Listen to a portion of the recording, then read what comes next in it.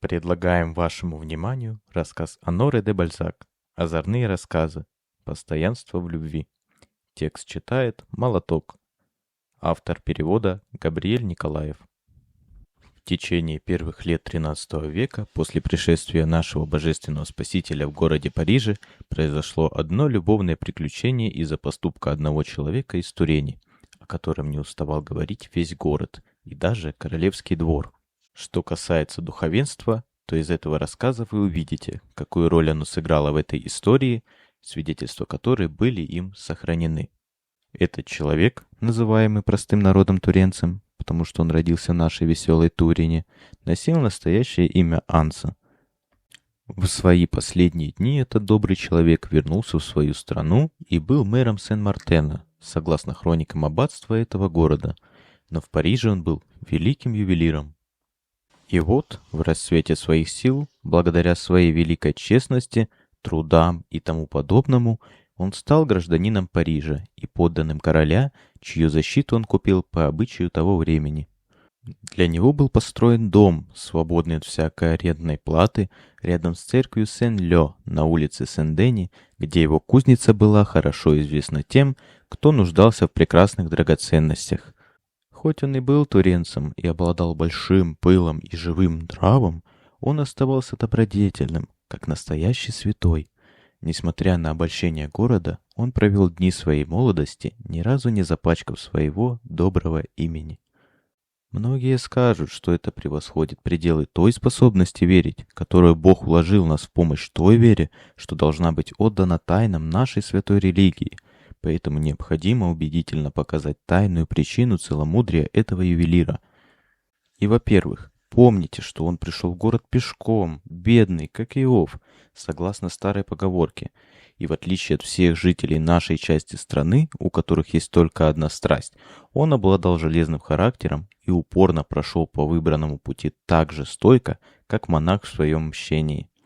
Как рабочий, он трудился с утра до ночи. Став мастером, он все еще трудился, всегда узнавая новые секреты, ища новые рецепты и в этих поисках совершая изобретения всех видов.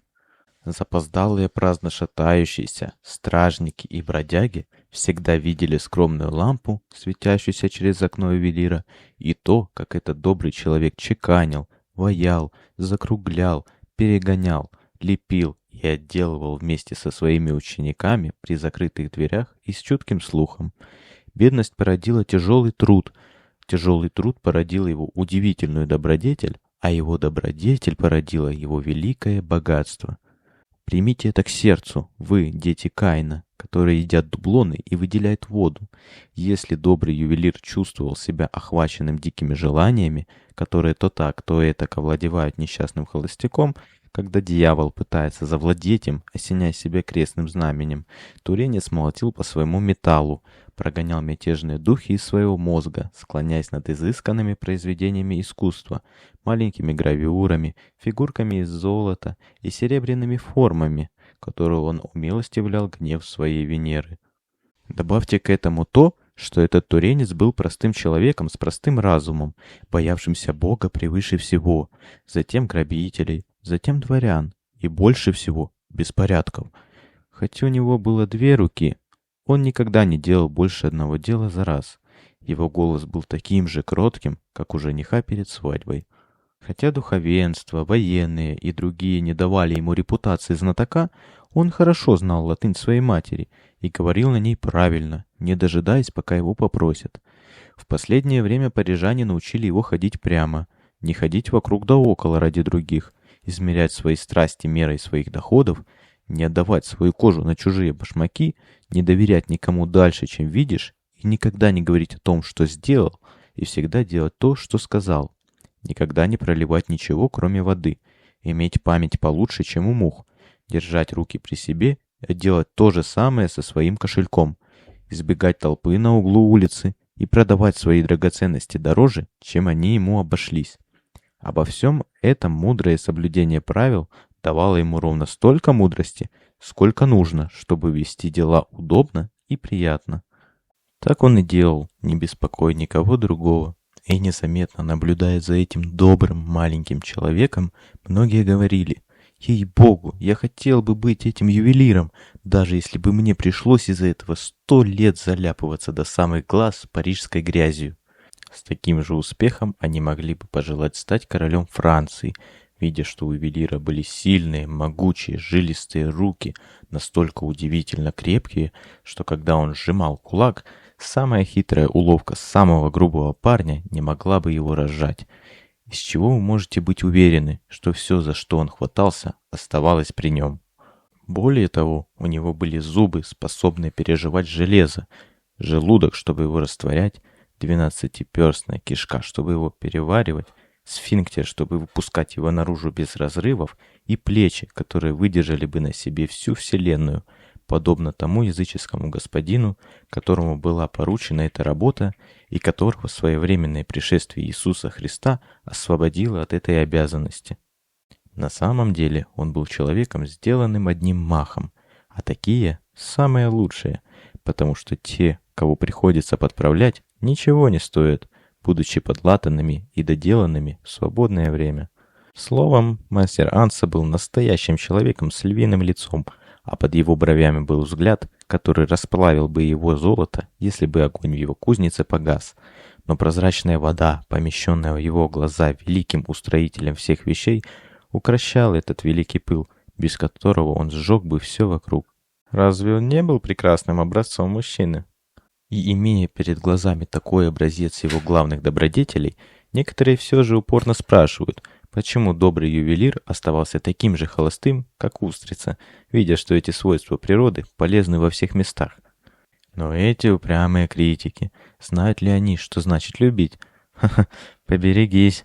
Призвание влюбленного — ходить, приходить, слушать, наблюдать, держать язык за зубами, говорить, торчать в углу, делать себя большим, делать себя маленьким, соглашаться, играть музыку, тяжело работать, идти к черту, где бы тот ни был, считать серый горох в голубятне, находить цветы под снегом, читать «Отче наш» луне, гладить кошку и гладить собаку, приветствовать друзей, льстить подагре или простудить тетушке, говорить ей в подходящие моменты «Вы отлично выглядите», еще напишите целую эпитафию всему человеческому роду, угождать всем родственникам, никому не наступать на мозоли, не бить стекол, не тратить попусту дыхание, говорить глупости, держать лед в руке, говорить «это хорошо» или «право слово, сударыня, вы так прекрасны», и варьировать это сотней разных способов.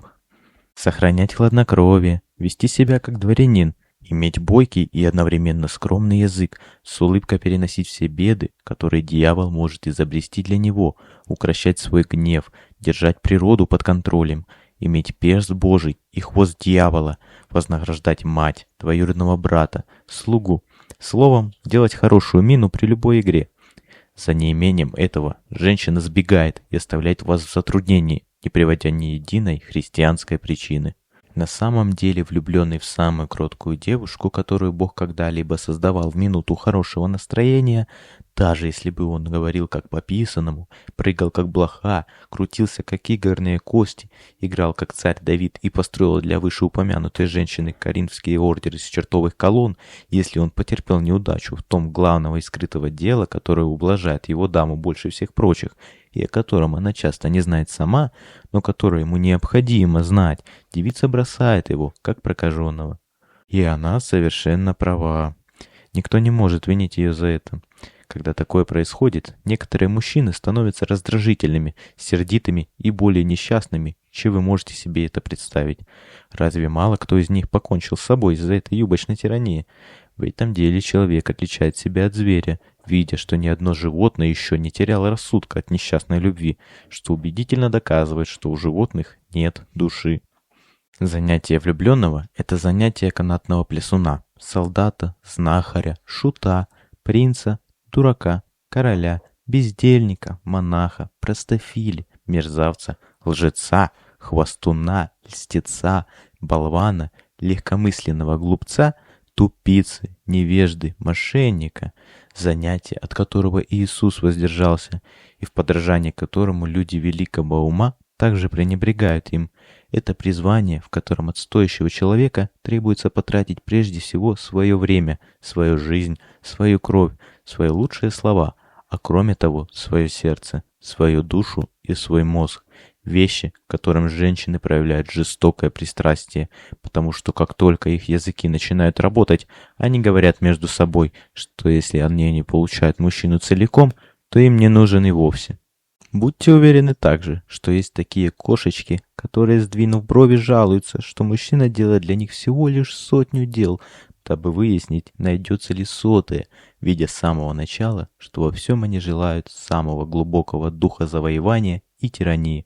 И эта высокая юриспруденция всегда процветала среди обычаев Парижа, где женщины получают при крещении больше ума, чем в любом другом месте в мире, и потому становятся шаловливыми с самого рождения. Но наш ювелир, всегда занятый своей работой, полируя золото и плавя серебро, не имел времени ни для того, чтобы согреть свою любовь, ни для того, чтобы отполировать и заставить сиять свои фантазии, ни для того, чтобы красоваться, слоняться без дела, тратить время на проказы или бегать за юбками. Поскольку в Париже девы не падают в постели молодых людей свыше, равно как и жареные фазаны на улице, даже когда эти молодые люди – королевские ювелиры, туренец имел то преимущество, что, как я уже заметил ранее, сохранял воздержание в своей рубашке. Однако этот добрый человек не мог закрыть глаза на природные достоинства, которыми были так щедро наделены дамы, с которыми он пространно беседовал о ценности своих драгоценностей. И вот, наслушавшись нежных речей дам, которые пытались подмазаться к нему и приласкать его, чтобы добиться от него услуги, добрый туренец возвращался к себе домой задумчивый, как поэт, несчастный, как беспокойная кукушка, и говорил себе: «Я должен взять себе жену. Она сдерживала бы дом в порядке, грела бы для меня тарелки, складывала бы мою одежду, пришивала бы мне пуговицы, весело пела бы по дому, дразнила бы меня, чтобы я делал все по ее вкусу, и говорила бы мне, как они все говорят своим мужьям, когда хотят драгоценность: «О, мой любимый, посмотри на это, разве это не прелестно?» И каждый в квартале подумает о моей жене, а потом обо мне и скажет: «Вот счастливый человек». А потом женитьба, свадебные торжества, ласки госпожи ювелирши, ее великолепные наряды, прекрасная золотая цепь для нее, поклонение ей с ног до головы, передача ей всего управления домом, кроме наличных денег, прекрасная комнатушка наверху с хорошими окнами, хорошенькая, завешенная гобеленами, с удивительным сундуком и прекрасной большой кроватью с витыми колоннами и шторами из желтого шелка. Он купил бы ей красивые зеркала, и когда он возвращался бы домой, его всегда бы встречала дюжина детей, его и ее. Затем жена и дети исчезли в облаках. Он переносил свои печальные фантазии в фантастические рисунки, воплощал свои любовные мысли в причудливых драгоценностях, которые очень нравились покупателям, не знавшим, сколько жен и детей было потеряно в произведениях этого доброго человека, который, чем больше таланта вкладывал в свое искусство, тем более неустроенным становился. Если бы Бог не сжалился над ним, он покинул бы этот мир, так и не узнав, что такое любовь, а узнал бы ее в другом мире, без того превращения плоти, которое избавляет от этого, согласно господину Платону, человеку авторитетному, но который, не будучи христианином, был неправ. Но полно, эти подготовительные отступления — лишь праздные разговоры и придирчивые комментарии, которыми некоторые неверующие заставляют человека обволакивать рассказ, словно пеленками младенца, когда тот должен бегать совершенно голым. Пусть великий дьявол поставит им клистер своей раскаленной трехзубой вилкой. Теперь я продолжаю свою историю без дальнейших обиняков. Вот что случилось с ювелиром на 41-м году его жизни. В один из воскресных дней, гуляя по левому берегу Сены, ведомый праздной фантазией, он отважился дойти до того луга, который с тех пор называется Пре-О-Клерк, и который в то время находился во владении аббатства Сен-Жермен, а не университета. Там, продолжая прогулку, туренец оказался в чистом поле и встретил бедную молодую девушку, которая, видя, что он хорошо одет, сделала ему реверанс, сказав: «Да хранят вас небеса, монсеньор». Произнося это, ее голос обладал такой сочувственной сладостью, что ювелир почувствовал, как его душа восхищена этой женской мелодией и проникся привязанностью к девушке, тем более что, терзаемый мыслями о женитьбе, он видел, что все тому благоприятствует. Тем не менее, пройдя мимо девицы, он не решился вернуться, потому что был так же робок, как молодая девушка, которая скорее умрет в своих юбках, чем приподнимет их ради своего удовольствия. Но когда он отошел на расстояние полета стрелы, он подумал о том, что он человек, который уже 10 лет был мастером-ювелиром, стал гражданином, был видимым человеком и мог смотреть женщине в лицо, если ему так вздумается. Тем более, что воображение имело над ним большую власть. Поэтому он резко повернул назад, словно изменил направление своей прогулки, и подошел к девушке, которая держала на старой веревке свою бедную корову, щипавшую траву, росшую на краю канавы у дороги. «Ах, моя красавица!» — сказал он. «Ты не перегружена благами сего мира, раз работаешь своими руками в день Господень. Не боишься ли ты быть брошенной в тюрьму?» «Монсеньор», — ответила девица, опуская глаза, — «мне нечего бояться, потому что я принадлежу аббатству. Господин аббат дал мне разрешение выголить корову после вечерни». «Значит, ты любишь свою корову больше, чем спасение своей души?» «Ах, монсеньор, наша скотина — это почти половина нашей бедной жизни.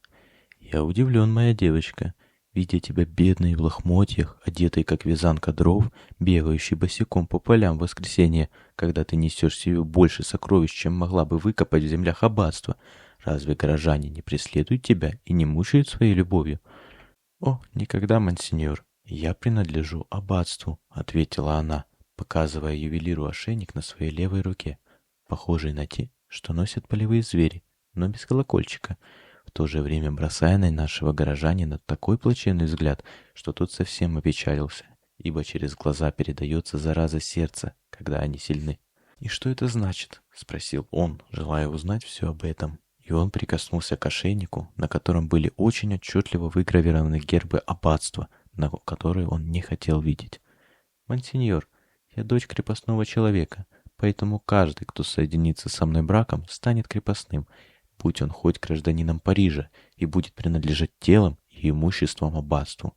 Если он полюбит меня иначе, его дети все равно будут принадлежать домену. По этой причине все мной пренебрегают. Я заброшена, как бедная полевая скотина. Но больше всего меня делает несчастной то, что по воле монсеньора аббата меня когда-нибудь соединят с крепостным. И если бы я была менее уродлива, чем есть, при виде моего ошейника, самые влюбленные бежали бы от меня, как от черной чумы». С этими словами она потянула корову за веревку, чтобы та шла за ней. «И сколько тебе лет?» — спросил ювелир. «Я не знаю, монсеньор, но наш господин аббат ведет счет». Эта великая беда тронула сердце доброго человека, который в свое время вкусил хлеб печали. Он подстроил свой шаг к шагу девушки, и они вместе пошли к воде в скорбном молчании. Добрый человек разглядывал ее прекрасный лоб, круглые красные руки, королевскую талию, пыльные ноги, сделанные, однако, словно у Девы Марии, и сладкую физиономию этой девушки, которая была живым образом святой Женевьевы, покровительницы Парижа и девиц, живущих в полях. Будьте уверены, что этот Иосиф догадывался о прекрасной белизне нежной груди этой милой девушки, которая с скромной грацией была тщательно прикрыта старой тряпкой, и смотрел на нее так, как школьник смотрит на румяное яблоко в жаркий день. Также вы можете быть уверены, что эти холмики природы обозначали девицу, созданную с восхитительным совершенством, как и все, чем владеют монахи. И чем больше нашему ювелиру запрещалось прикасаться к ним, тем больше у него текли слюнки на эти плоды любви, и сердце его едва не выпрыгивало из груди. «У тебя хорошая корова», — сказал он. «Не хотите ли немного молока?» — ответила она. «В эти первые дни мая так жарко, вы далеко от города». И вправду, небо было безоблачно синим и пылало, как кузница. Все сияло молодостью, листья, воздух, девушки, парни. Все горело, зеленело и пахло бальзамом. Это наивное предложение, сделанное без надежды на вознаграждение, хотя и византийский золотой не оплатил бы особой грации этой речи, и скромность жеста, с которым бедная девушка повернулась к нему, покорили сердце ювелира, который хотел бы иметь возможность облачить эту крепостную в кожу королевы, а весь Париж бросить к ее ногам. «Нет, дитя мое, я жажду не молока, а тебя, и я хотел бы получить разрешение освободить тебя. Этого не может быть, и я умру собственностью аббатства. Годами мы жили так, от отца к сыну, от матери к дочери, как и мои предки. Я проведу свои дни на этой земле, как и мои дети, потому что аббат не может законно отпустить нас». «Как?» — сказал туренец. Неужели ни один кавалер, соблазненный твоими яркими глазами, не попытался купить твои свободы, как я купил свою у короля? Это обошлось бы слишком дорого, поэтому те, кому я прихожусь по душе с первого взгляда, уходят так же, как и пришли. И ты никогда не думала о том, чтобы бежать в другую страну вместе с возлюбленным верхом на быстром коне? О да, но, монсеньор, если бы меня поймали, меня бы по меньшей мере повесили, а мой кавалер, будь он хоть лордом, потерял бы из этого больше, чем один домен, не говоря уже о другом. Я не стою так дорого. К тому же у аббатства руки длиннее, чем мои ноги быстры, поэтому я живу в полном послушании Богу, который поставил меня в такое положение. Кто твой отец? Он ухаживает за виноградниками в садах аббатства. А твоя мать? Она прачка. И как тебя зовут? У меня нет имени, дорогой сэр. Мой отец был крещен Этьеном, моя мать Этьена, а я Тиеннетта. К вашим услугам. Милая, сказал ювелир, никогда ни одна женщина не нравилась мне так, как нравишься ты, и я верю, что твое сердце таит в себе богатство доброты. И раз уж ты предстала перед моими глазами в тот самый момент, когда я твердо размышлял о том, чтобы взять себе спутницу, я верю, что вижу в тебе знак свыше, и если я тебе не противен, прошу тебя принять меня в качестве своего друга». Девушка тут же опустила глаза. Эти слова были произнесены таким образом, таким серьезным тоном и с такими проникающими чувствами, что упомянутая Тиеннетта залилась слезами. «Нет, монсеньор, я стану причиной тысячи неприятностей и вашего несчастья. Для бедной крепостной девицы этот разговор уже дошел достаточно далеко». «Эй!» — крикнул Анса. «Ты не знаешь, дитя мое, с каким человеком имеешь дело». Туренис перекрестился, сложил руки и сказал: «Я даю обет господину святому Элигию, под покровительством которого находятся ювелиры, изваять 2 изображения из чистого серебра с лучшей отделкой, на какую я только способен. Одно будет статуей госпожи Девы, дабы поблагодарить ее за свободу моей дорогой жены, а другое — для моего вышеупомянутого покровителя. И если я преуспею в своем предприятии освободить присутствующую здесь крепостную Тиеннетту, в чем я полагаюсь на его помощь, кроме того, клянусь своим вечным спасением мужественно упорствовать в этом деле, потратить на него все, чем владею, и оставить его только вместе с жизнью. Бог услышал меня», — сказал он. «А ты, малышка?» — добавил он, поворачиваясь к девушке. «Ах, монсеньор, смотрите, моя корова бегает по полю!» — закричала она, рыдая у ног доброго человека. «Я буду любить вас всю жизнь, но заберите свой обет назад». «Пойдем посмотрим за коровой», — сказал ювелир, поднимая ее и не решаясь пока поцеловать, хотя девушка была к этому вполне расположена. «Да», — сказала она, — «потому что меня побьют». И вот ювелир уже мчится за проклятой коровой, которая не обращала никакого внимания на их любовные излияния. Туренец схватил ее за рога и сжал в своей хватке, да так, что за малую малость подбросил бы ее в воздух, словно соломинку. «Прощай, моя милая. Если будешь в городе, приходи ко мне в дом, что напротив церкви Сен-Лё. Меня зовут мастер Анса, я ювелир короля Франции и сижу под вывеской святого Элигия. Дай мне обещание быть на этом поле в следующее воскресенье, и обязательно приходи, даже если с неба будут падать алебарды». «Да, дорогой сэр, ради этого я перепрыгну через стены и из благодарности буду вашей без лукавства, не причиняя вам печали, даже ценой своего вечного будущего. В ожидании счастливого мгновения я буду молиться Богу за вас от всего сердца». И затем она осталась стоять, подобно каменной святой, не шевелясь, пока не перестала видеть доброго горожанина, а тот уходил неторопливыми шагами, время от времени оборачиваясь, чтобы снова взглянуть на нее, и когда он был уже далеко и скрывался из виду, она простояла так до самого наступления ночи, погруженная в раздумья и не зная, не приснилось ли ей все то, что с ней произошло. Затем она вернулась в дом, где ее побили за задержку, но она даже не почувствовала ударов. Добрый ювелир не мог ни есть, ни пить, он закрыл свою мастерскую, будучи полностью захвачен этой девушкой, думая только о ней, видя ее повсюду, и все для него сводилось к тому, чтобы обладать ею. Когда же наступило утро, он с великим опасением отправился к аббатству, чтобы поговорить с господином аббатом. По дороге, однако, Ему внезапно пришло в голову отдаться под защиту одного из королевских людей, и с этой мыслью он вернулся к двору, который тогда находился в городе.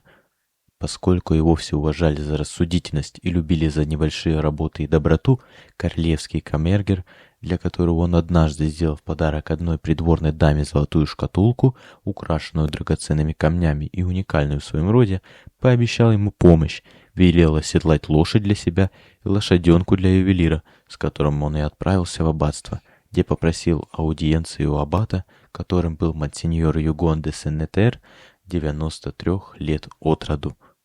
Войдя в комнату вместе с ювелиром, нервно ожидавшим своего приговора, камергер попросил аббата продать ему вещь, которую тому было легко продать и которая была бы ему приятна. На что аббат ответил, глядя на камергера: «Каноники возбраняют и запрещают мне связывать себя таким обещанием».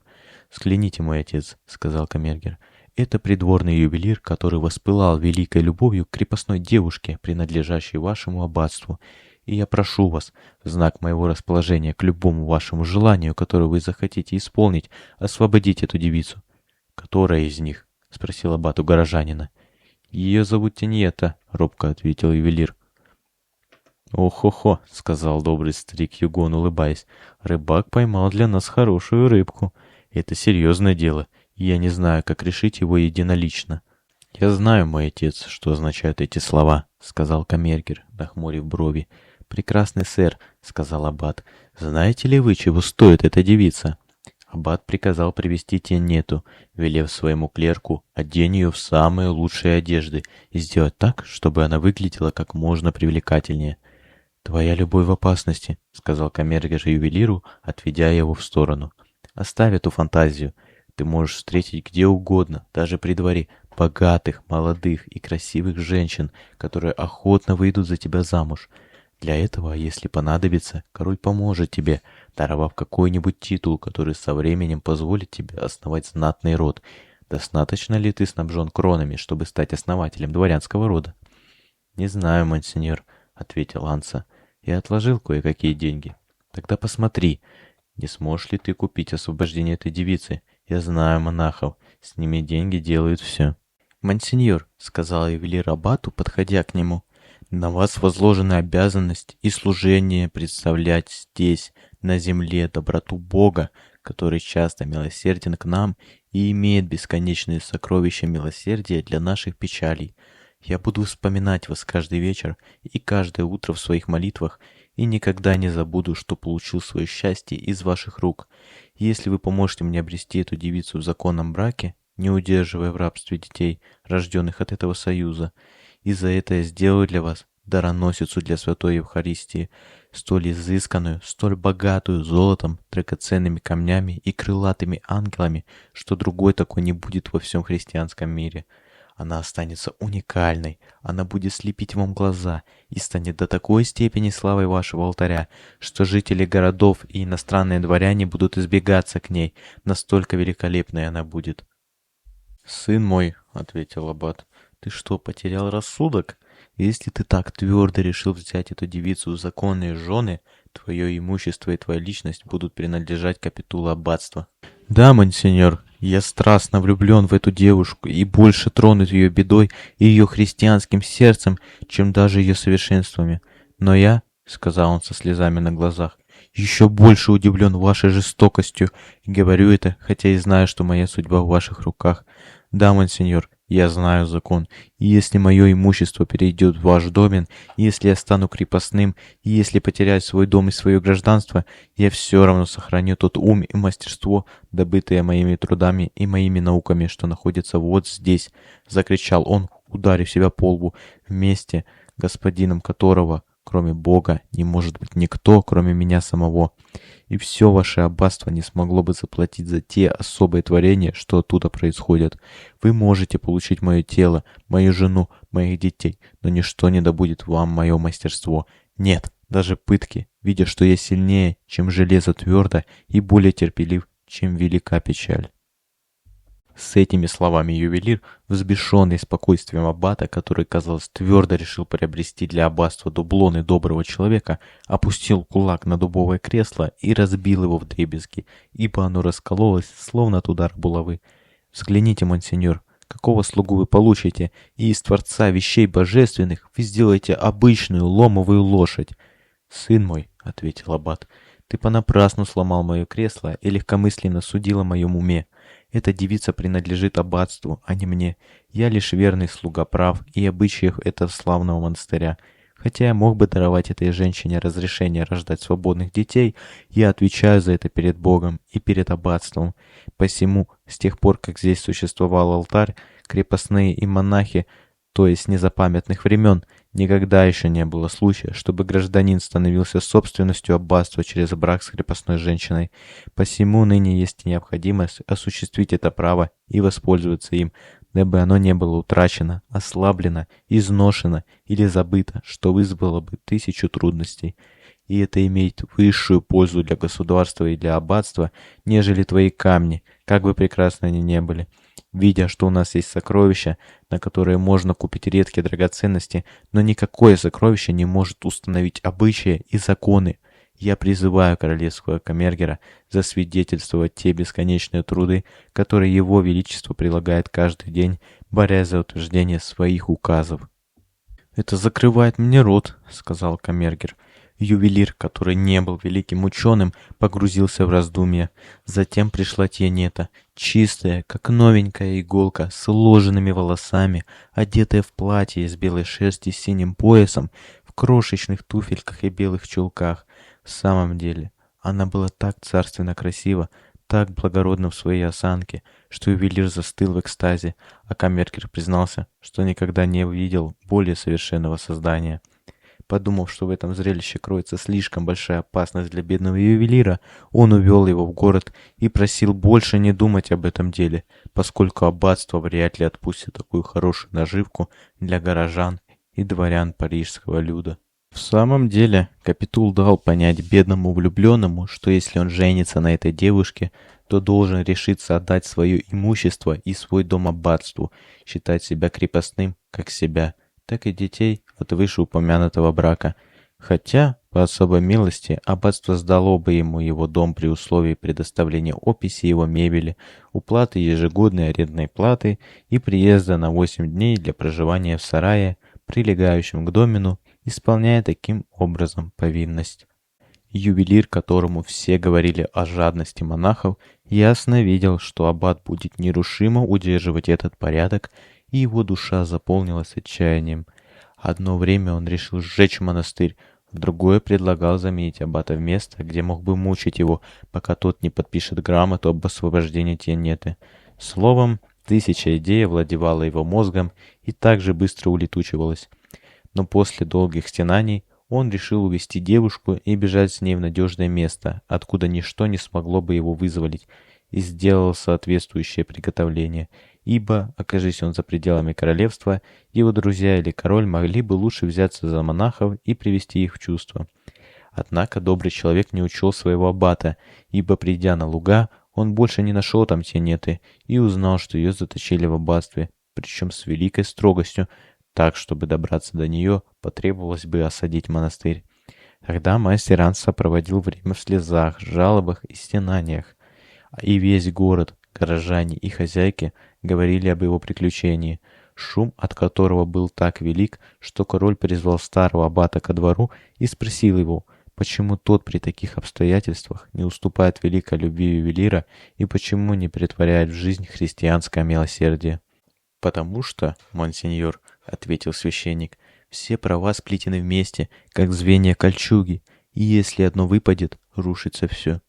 Если бы эту девушку забрали у нас против нашей воли, и если бы обычай не соблюдался, ваши подданные вскоре сдернули бы с вас корону и подняли бы в разных местах насилие и бунт, дабы отменить налоги и подати, тяготеющие над народом.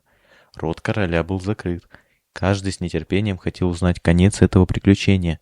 Насколько велико было любопытство, что некоторые лорды бились об заклад, что туренец оступится от своей любви, а дамы бились об заклад об обратном.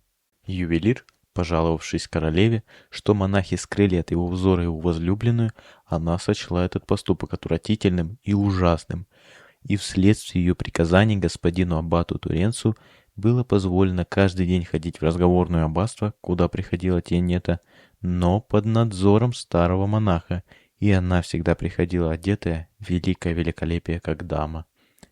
Два влюбленных не имели иного разрешения, кроме как видеть друг друга и говорить с друг другом, не имея возможности ухватить ни малейшей крупицы удовольствия, и их любовь становилась все более могущественной.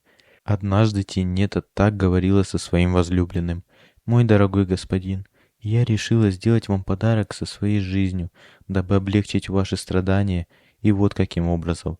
Разузнав обо всем, я нашла способ обнулить права аббатства и подарить вам всю ту радость, которую вы надеетесь получить от обладания мной».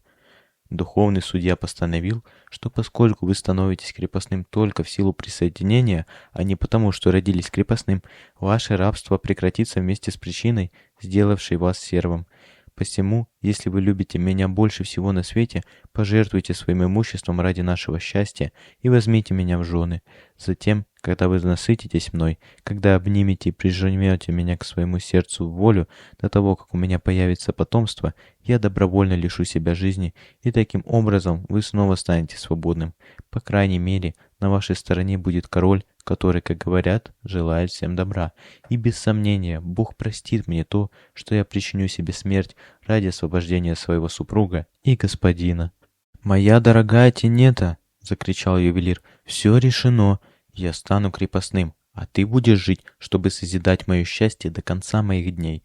В твоей компании самые тяжелые цепи будут весить совсем немного, и мне будет мало дела до недостатка золота, когда все мое богатство в твоем сердце, а единственное удовольствие в твоем нежном теле. Я вручаю себя святому Элигию, который соизволит в этой беде взглянуть на нас сочувствующим взором и убережет нас от всех зол.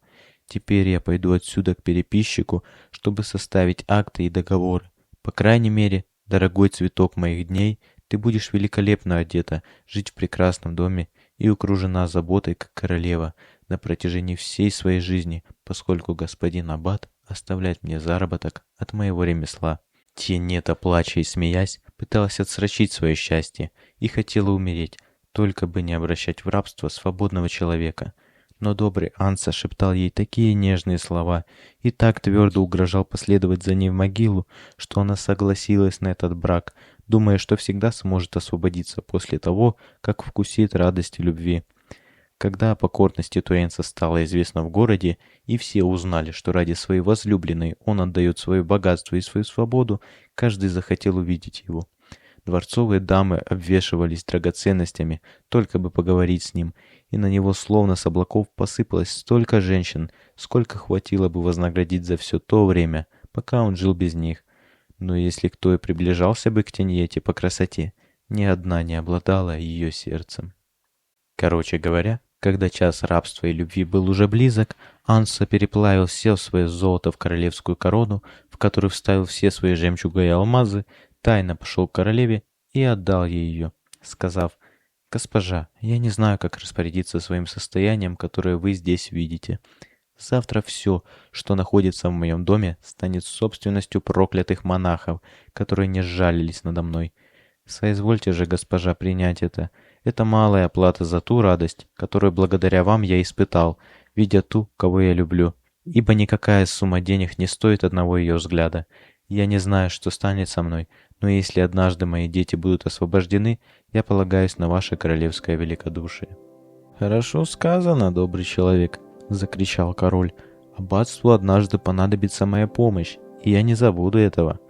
В аббатстве собралась огромная толпа на бракосочетание Тиенеты, которой королева подарила подвенечное платье, а король даровал разрешение носить каждый день золотые кольца в ушах. Когда очаровательная пара вышла из аббатства к дому Анса, теперь уже крепостного, что напротив церкви Сен-Лё, в окнах зажгли факелы, чтобы посмотреть, как они проходят, а на улицах выстроились двойные шпалеры людей, словно это был королевский въезд. Бедный муж сделал себе золотой ошейник, который носил на левой руке в знак своей принадлежности к аббатству Сен-Жермен, но, несмотря на его рабство, люди кричали: «Слава! Слава! как нововенчанному королю. И добрый человек грациозно кланялся им, счастливый, как влюбленный, и радующийся почестям, которые каждый оказывал грации и скромности тенеты. Затем добрый туренец нашел зеленые ветви и фиалковые венки в свою честь, и все главные жители квартала были там, которые в знак великого уважения играли для него музыку и кричали ему: «Вы всегда будете благородным человеком, несмотря на аббатство». Будьте уверены, что счастливая пара предалась любовным сражениям от всего сердца, что удары доброго человека были могучи, а его возлюбленная, как настоящая деревенская девушка, обладала натурой, способной ответить на них. Так они прожили вместе целый месяц, счастливые как голуби, которые весной вьют свое гнездо веточка за веточкой. Тенета была в восторге от прекрасного дома и от покупателей, которые приходили и уходили, удивляясь ей. Когда этот месяц цветов прошел, в один из дней с великой помпой пришел добрый старый аббат Югон, их господин и хозяин, который вошел в дом, принадлежавший тогда не ювелиру, а капитулу, и сказал двум супругам: «Дети мои, вы освобождены, свободны и квиты совсем, и я должен сказать вам, что с самого начала был поражен любовью, которая соединила вас друг с другом. Когда права аббатства были признаны, я со своей стороны был твердо решен вернуть вас к полному счастью после того, как проверил вашу верность Божьим испытаниям, и это освобождение не будет стоить вам ничего». Сказав это, он слегка погладил каждого из них рукой по щеке, и они упали к его коленям, проливая слезы радости по столь прекрасной причине. Туренец сообщил об этом жителям окрестностей, которые подбирали на улице щедрые подарки и принимали благословение доброго аббата Югона. Затем с великой честью мастер Анса держал вожжи его мула до самых ворот Бюсси.